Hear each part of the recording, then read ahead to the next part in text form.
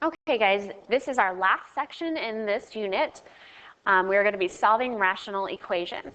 Up to this point, all we've done is graph these rational functions, and remember, that's with the asymptotes. And then we've also simplified and multiplied and added and subtracted all these expressions. So we haven't had anything with an equal sign in it yet, and this is the section where we have an equation. So when we're solving an equation, we have two strategies we're going to do. We're either going to cross multiply, or we're going to multiply everything by a lowest common denominator.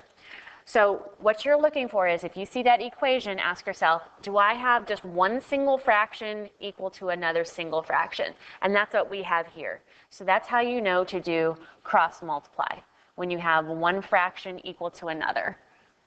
So you have something like that equal to another fraction.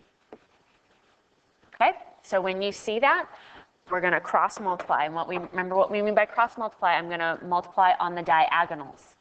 Okay, so I'm going to be doing 20 times this x minus 2. And what I would suggest you do is put parentheses around anything with pluses and minuses. Remember, those stay together. And then when you cross multiply, you'll know to keep that in parentheses. All right, when I do the other diagonal, I'm doing 5 times 3x minus 5. So once I know I've cross multiplied, I'm going to distribute. So I'm going to distribute 20. So I have 20x minus 40. Here I'm going to distribute the 5, and that gives me 15x minus 25. So now we just have a regular linear equation, and we're just going to solve. So I'm going to subtract the 15x. That gives me 5x minus 40. Over here I have negative 25. Then I'm going to add that 40 to both sides. So that's going to give me 5x equals, when I add those together, that gives me 15. And then last thing I'm going to do is divide both sides by 5. So that gives me x equals 3. And it's always a good idea to double check your answer. Let's say you're on a test and you didn't know if you did it correctly. Well, we're going to take this answer and we're going to plug it in everywhere where we saw an x up here. So we're going to plug it in here, and I'm going to plug it in here. Okay, everywhere we see an x. So I had 20 on top, no x's. Down in the denominator, I had 3 times, instead of x, I'm going to plug in 3. And we're going to see if that's equal to the same thing we get over on this side. So 5 over, instead of x, I'm putting in 3. So let's see if that turns out to be the same thing. All right, on the left-hand side, I have 20 over, 3 times 3 is 9. And then 9 minus 5 is 4. And then 20 divided by 4 is 5. Over on the right-hand side, I have 5 in the numerator, and then 3 minus 2 in the denominator is 1. So 5 divided by 1 is simply 5. So yeah, we get the same thing on both sides. So we know we did it correctly. All right, let's do one more, and then we'll do the other type. All right, so I see a fraction equal to another single fraction. So I'm going to cross multiply. Remember, if it's helpful for you, put those in parentheses. So we're going to do 3 times 3x plus 8, and that's going to be equal to the other diagonal. So that's going to be 6 times x plus 2. So now we're ready to distribute. So 9x plus 24 is equal to 6x plus 12. So now let's subtract the 6x. That leaves me with 3x plus 24 equal to 12. And I'm running out of room, so I'm going to just copy this up here. So 3x plus 24 is equal to 12. Then I'm going to subtract the 24 from both sides. So I get 3x equals negative 12. And then my final step is dividing by 3. So I get x equals negative 4. And again, you could plug that in to see if you did that correctly. I'm going to save this other example for classwork. So let's look at this other one. Now, do you notice in this one that I don't just have a single fraction equal to a single fraction, I have 2 on one side and 1 on the other. So anytime you can't cross multiply, we need to multiply each side by the lowest common denominator. Okay, so remember, lowest common denominator, I'm only looking at the denominators here. So I have an x, I have a 3, and I have an x. And remember what we did, we circled anything that they had in common, because we don't want to repeat that, right? So I have x in common, so let's not repeat that. So I'm going to have a single x multiplied by a 3. So that's going to be my lowest common denominator. So I know I'm going to be multiplying everything by 3x. So if we multiply by 3x on both sides, now here's my personal preference. You don't have to do this. But first of all, I have 3x and we're going to be multiplying by fractions. So it might be helpful to you to write this over 1 so that you know that 1 is in the denominator, 3x is in the numerator. Same thing over here. The other thing I like to do is, since I'm going to be distributing that 3x, I like to write it right by this fraction, and then I'm going to write a 3x over 1 right by that fraction. That way I don't miss anything. All right, so let's do the multiplication. Remember, when we multiply fractions, I just multiply the numerators together and denominators together. However, the whole purpose of this is so that we cancel what's in the denominator. So notice in this first fraction that I have an x in the numerator, x in the denominator. So I'm going to cancel those. And that makes it so I don't have as much to multiply.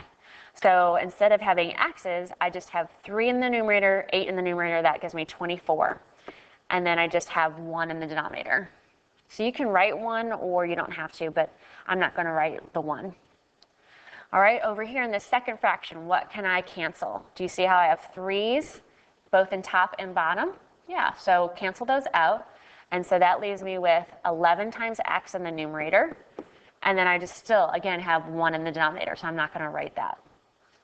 And then the third one, is there anything I can cancel? Absolutely. The x's can cancel. So I'm going to have 3 times negative 14. So let's see, that'll be negative 30 plus 12. So that'll be 30 plus 12 will be 42. So that'll be negative 42. And then 1 in the denominator. So again, I'm not writing that. So we're just going to solve this. So if I subtract the 24,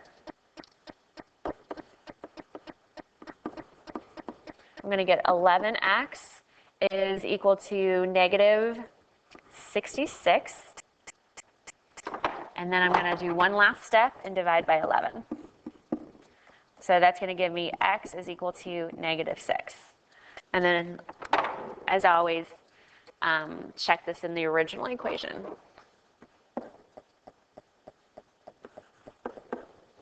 Okay, so that's the idea. Let's do one more. All right, so in this one, notice that I have not just one fraction equal to another. I have 2 on the left side and then 1 on the right side, okay, of that equation. So look at your denominator. Remember, we factor this out. So the 4 I'm going to break up into 2 times 2. And remember, we do that so we can see what do they have in common, what do they not. Because we don't want to repeat things that they have in common. So I have a 2 in common. And then I have an x in common. So those things that I circled, we're only going to write once. Okay, now this other 2 that was not circled, we're going to have to write that. Okay, so I'm going to have, for my LCD,